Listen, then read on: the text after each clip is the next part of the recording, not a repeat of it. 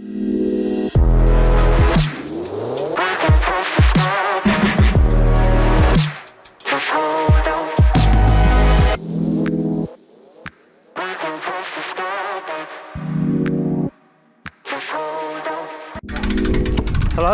good morning, good afternoon, that depends on when you're watching this, doesn't it? We're at Hanningfield Reservoir, which is a road I loop a lot. We're on this road here. Little drone shot of it right now. It's very straight, it's medium in length. I've done a lot of efforts along here in the past. I've done a lot of easy laps around here. I've done a lot of riding here with friends. I'm here with Body Rocket, and all their tech, which if you remember rightly you'll be able to see in this video, has been moved on a bit. Everything's a bit more refined. It's a few less massive boxes on the bike. The boxes have got smaller, things have got slicker, and we're going to see how it's running today. We're going to see what we're going to see. I've got some things we're going to test. Nothing new actually, everything we tested in the wind tunnel, because a wind tunnel will give you a set of results. Usually that is the best set of results, the most extreme set of results as well. In reality, when you go to a velodrome, often you'll see the same things, so the same things that are fast in the velodrome, same things that are slow, but the differences will be smaller. On that basis, we reckon the differences might be smaller again on the road. So if someone in the wind tunnel tells you it's a 10 watt increase, it might be 4. On a Giant Trinity, an iconic time trial bike. I've never ridden one, but a lot of good people ride them. It's a very old bike, but it still stacks up. It's still good. It's very reasonably priced. You can get them, I think, and it's a good bike. It's a good bike. It's aero, handles well. It's got rim brakes, which is fine, because it's fine. I don't want to upset half of the internet right now by saying rim brakes are rubbish, because they're not. On a TT bike, as long as it's aero, I don't really care what type of brakes they are. The worst thing you could do is put disc brakes on a rim brake bike. The best disc brake TT bikes, and the reason that they might be faster than rim brake ones, is because they've been developed as disc brake time trial bikes. So we're on a Giant Trinity today, which is one of the Body Coach? All right, Joe Wicks. It was one of the Body Rocket mule bikes. The other one's BMC, which is sat there. That's what I used on the velodrome before. Things are getting bigger. I can tell things are getting bigger. There's more people here. There's more people. So see how today goes. Another Trinity. Bought it from Independent Peddler. Bought it from Aaron? I did buy it from Aaron. Yeah. What's the disc? A head? Head. Yeah. Head front as well. But when it's a little bit more windy, I put a Coroma quad spoke on. Ah. Solid branding on the front wheel as well. Got my shot up legs thing on the stand. Oh yeah, Jens Voigt fan, are you? How many of them fan? Jens Voigt? Shut up legs, that's his thing, isn't it? Yeah. 172.5 cranks. Because I haven't got them shorter. You'd have them shorter given the choice. Yeah. I'd have 165s. Yeah. Minimum. Yeah. Good man. But yeah, because I'm running the power meter, the quality of that is so good, I would rather just keep the 172.5s until I can actually afford to put 165s on. Fair enough. With the quark power meter. Yeah. But yeah, 62 chainring. Yeah. 1134 on the back. Okay. Course of speed's not set up tubeless because we're out of race season now. Yeah, it's an absolute pain in the arse. Yeah. Yeah, obviously, I like having climbing shifters. Oh yeah, nice and small. Cool. Nice.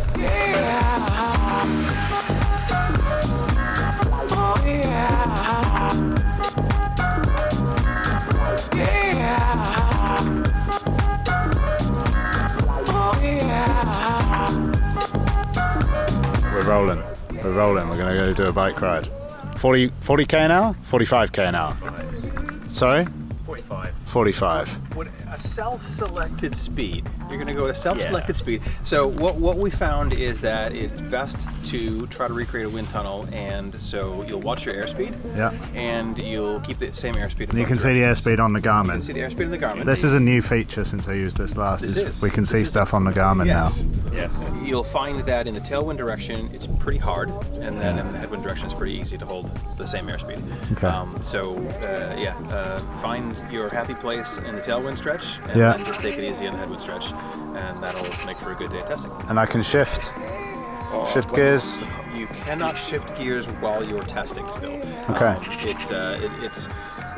It ruins when you're looking at little short sections. Yeah. It just ruins. It puts a little bump in there and ruins it. So we ask that you not. In fact, we've disabled the shifting on the bars so that you can. Great. Still in development. Still in development.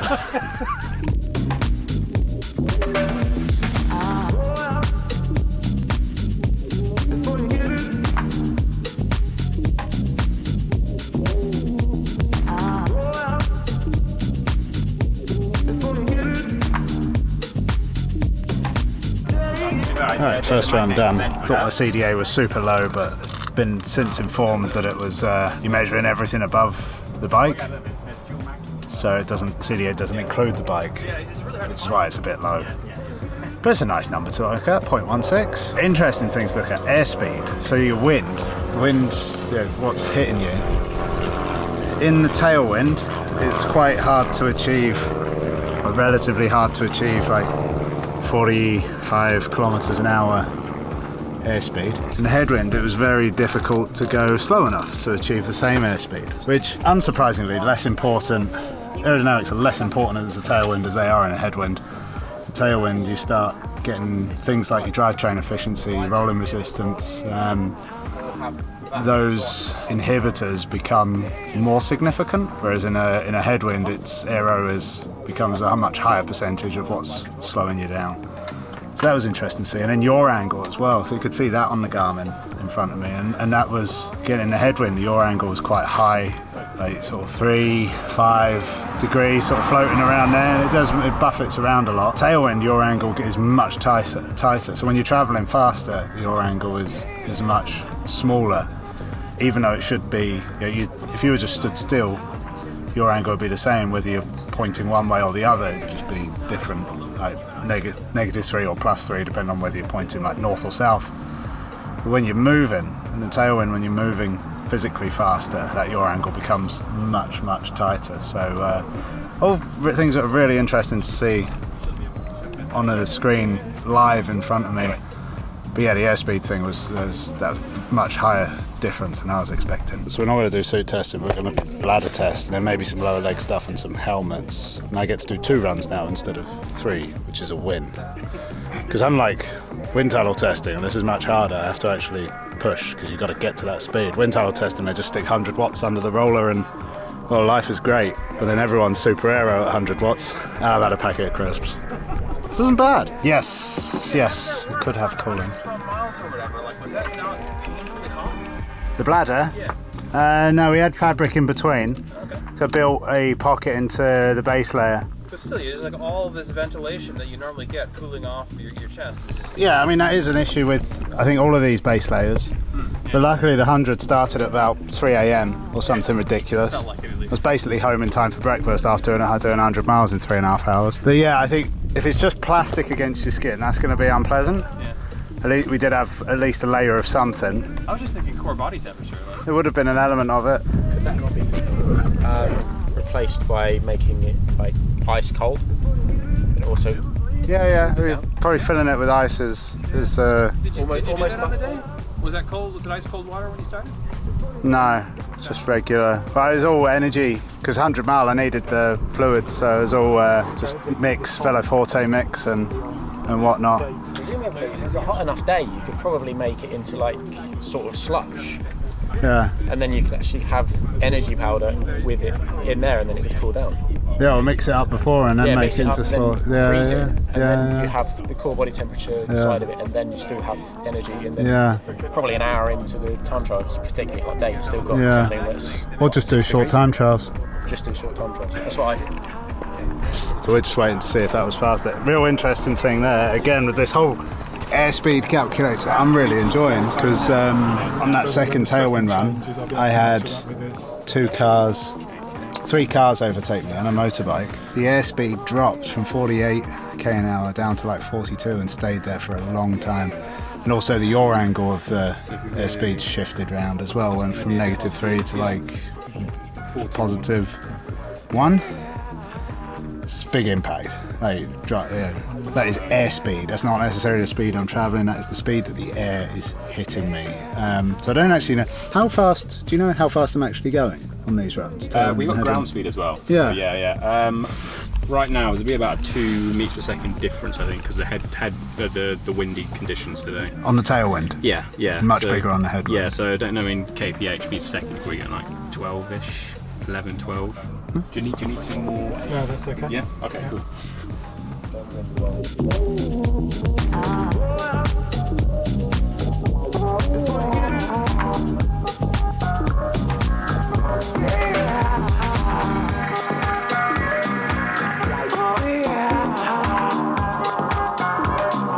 We just did the Akoi helmet, the Akoi Aero helmet, which I won't judge it until the results come in. Was the bladder faster? That was definitely faster. The bladder is definitely faster. God. That was, it wasn't really sitting very good on me as well. So I would be surprised if it shows up a positive result. We're going to stick the tempor out now, the Darth Vader job. And we've just been having a discussion which involves trigonometry, which is the first time since school that I've heard that used in the real world. On why, if airspeed is something I've been thinking about whilst I've been rattling up and down this straight road. I said before in this video that it makes perfect sense that the faster you go in a tailwind, the more the yaw angle tightens, but then I'm like, actually it doesn't make sense, because if airspeed's the same, then why should it be different? We've got some very clever people here and there isn't an answer yet. So if you know and you're watching this, put that in the comments below, but Eric's going to go home, get a calculator out, piece of paper, pencil, call on some A-level maths and work out the answer. Where you find the answer, UK UK time time traveling positions on Facebook. trialing positions on Facebook also. Right.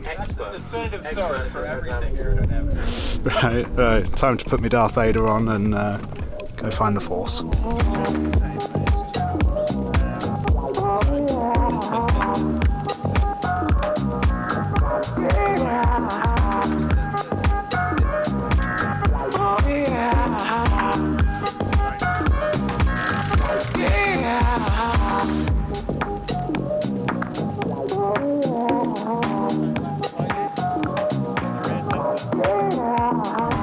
That's the end of my day's testing.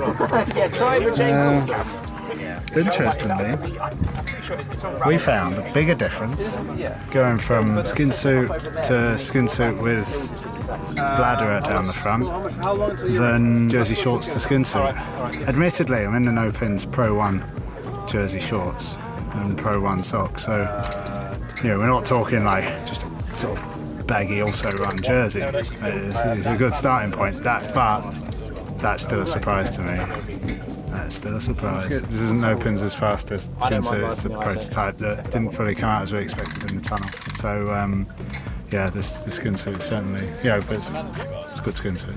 It's just not as it's one of the ones that didn't quite work compared with the fastest. That was a good day's testing. We're going to have to sit down and have a little chat. Lance is going to go do his thing in his headband. I'm very disappointed with my headband. It's a running headband, so I look absolutely awful. I wouldn't agree with that. I just think you look fantastic.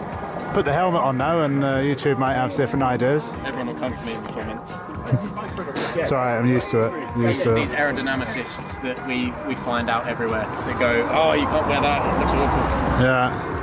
Sorry, it's the people that like the videos don't say anything, they just watch it, have a good opinion and then leave. It's the people that don't like the videos that... If you don't like the video, respectfully keep your opinion to yourself. Oh, just don't watch the channel. No, still support the channel, but... No, I'd rather they didn't. No, really, I'd rather they didn't. Interesting stuff. It's cool, it all stacks up as it does in the tunnel.